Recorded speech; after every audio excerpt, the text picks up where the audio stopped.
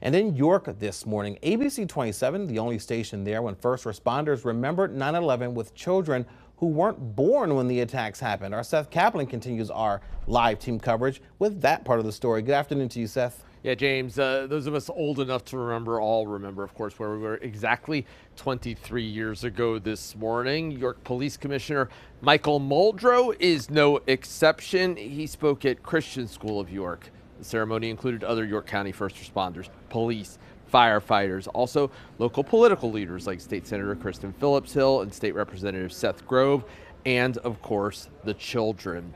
Patriot Day, as 9/11 is sometimes called, is particularly poignant for first responders. I almost can't even communicate what it meant to not know if I was going to go home and hug my kid that night because of a job. It's just as raw for me today as it was 23 years ago. It's just as sobering because it was such an eye-opening moment. Our students may not understand, because they weren't alive when it took place, of how it does still impact them today. There are certain practices, certain security measures that are just in place that they take for granted. We'd like for our students to understand that it's not just a sacrifice that those individual first responders make, but their families are also making.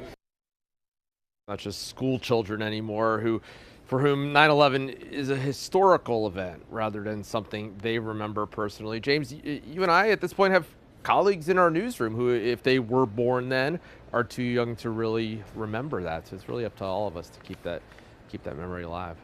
Seth, I mean, it's really interesting that you said that. I mean, I was talking to some people here today, and they were in preschool, they were in kindergarten, and some weren't even born when this happened. So, as you said, just so important to have these remembrances and just to show how important it is to not forget what happened on that day. Absolutely. I know as somebody, as a parent of a child who was born long after that. And look, this is how it goes, right? Just like my parents talked to me about JFK being assassinated, which was before I was born, but a lot of our viewers can remember that. I remember the Challenger explosion, which some people who are, in their 30s don't remember that kind of thing. And that's just how this goes. And 9/11 now is another one of those things where we have a lot of people, including adults, who don't remember that. So true. All right, Seth Kaplan, thank you very much. Great seeing that story as well.